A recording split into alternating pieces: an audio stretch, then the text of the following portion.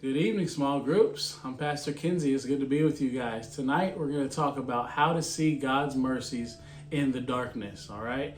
And I was thinking about, being in the darkness and looking at a light. Driving back from Texas, a few weeks ago, I think it might have been a month ago, me and my wife were in the car and I was driving. It's later at night and it got dark and we're going through Oklahoma and there's not a lot to look at, but at some point I look out the window and the moon is just full and it's bright and it's got these colors. It's white, it's yellow, it's orange, and it's just beautiful. And I just kept looking at it out of my window every time, I get a little bored. I'm just looking, I'm like, oh, and I can almost not take my eyes off the moon because it was so bright in that dark sky. And it was just beautiful to see that. And I hate driving at night, so it was nice to have something to look at that could just keep me busy, or just look at it and listening to the music. And so when I think about it, it's really only in the darkness that light becomes really bright. Light can shine the brightest when it's darkest out. And many times in our darkest moments, we see God's greatest mercies in our lives. When things get hard, when things are dark, that's when God's mercies really shine through. And Jeremiah the prophet, he gives us a deep look at one of these moments of darkness in his own life. So we're going to read Jeremiah's scripture in Lamentations chapter 3, verses 17 through 20 to start. It says, "Peace has been stripped away, and I have forgotten what prosperity is. I cry out, my splendor is gone. Everything I had hoped for from the Lord is lost. The thought of my suffering and homelessness is bitter beyond words. I will never forget this awful time as I grieve over my loss."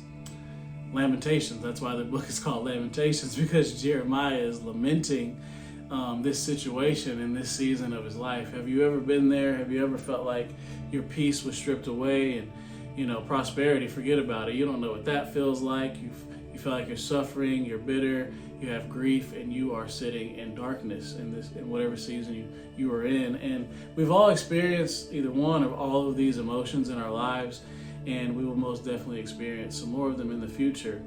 But let's talk about how we can see God's mercies even in the darkness, all right? So the first one is dare to hope.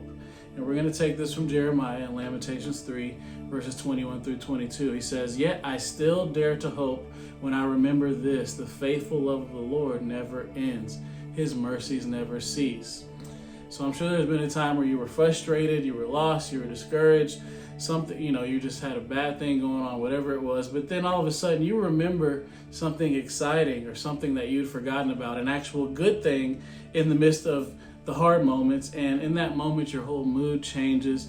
You begin to hope again. You even start to forget why you felt so hopeless and frustrated in the first place. And that's how I imagine Jeremiah felt in that moment. He suddenly remembered, oh, the faithful love of the Lord never ends, even though I'm in darkness, and his mercies never cease. When we're in darkness and we begin to lose hope, we must remember God's faithful love has not left us, and his mercies, which are his kindness to our brokenness, never cease, no matter what we're going through. And I remember looking back years ago, my mother passed away. I was 30 years old, and she passed away suddenly. She was sick, and I was in the hospice, and I started calling friends and family members who knew she was, about to pass, and letting them know she was gone. And whether it was a phone call or a text message, I ended the conversation the same. God is still good. That's all that I can say. God is still good. Even in that darkness, even in that moment of losing my mom, I remembered, right? I hoped again. I was dared to hope that no, God is still good. Even though I'm dealing with something that doesn't feel good, God is still good. And that statement got me through the darkness of losing my mom. Until this day, I can rejoice knowing that she went to be with the Father and with Jesus, and one day I will do the same. So I dare to hope in that. And it can be so difficult to hope when it all seems like hope is lost, right? But if you dare to hope in God, who never gives up on you, you will see his mercies even in darkness. Number 2 is welcome the morning. Lamentations 3:23 says this, "Great is his faithfulness. His mercies begin afresh each morning." Now, I'm personally not a morning person. I know that because it takes me multiple alarms and attempts to open my eyes and sit up in my bed and get ready for the day. But once I've gotten up and gotten through my routine and brushed my teeth and washed my face and let my brain warm up a little bit, I get excited for the new day. And it also becomes easier to get myself ready for the day when I focus on the truth that God is faithful and his mercies are fresh every morning. That's really good news. It means that our darkness does not have to consume us in the morning like it does at night. Even when things are not going as I planned or as I desire, I have the choice whether to focus on the negative circumstances or to focus on the faithful God who is full of mercies every day of my life. We get to choose what we focus on, even in the darkness. The same goes for you. And so when we welcome the morning, knowing that darkness isn't forever, right? The darkness will pass, the morning will come, figuratively and literally. The sooner we can feel God's mercies lift us up out of darkness into his marvelous light.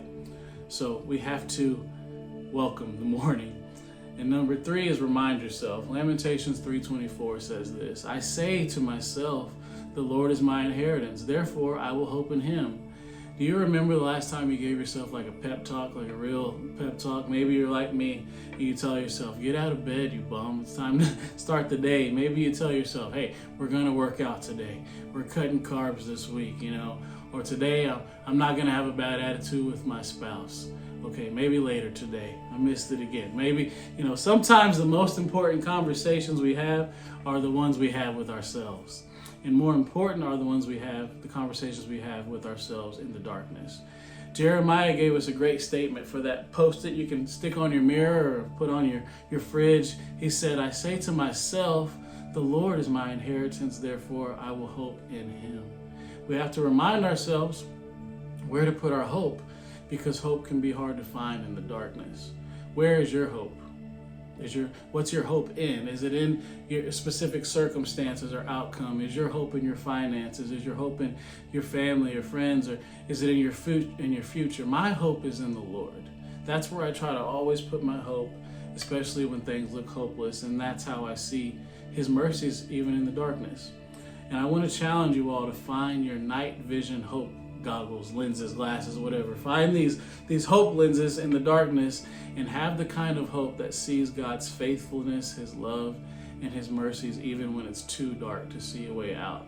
I hope this encouraged you. I have some discussion questions for you guys.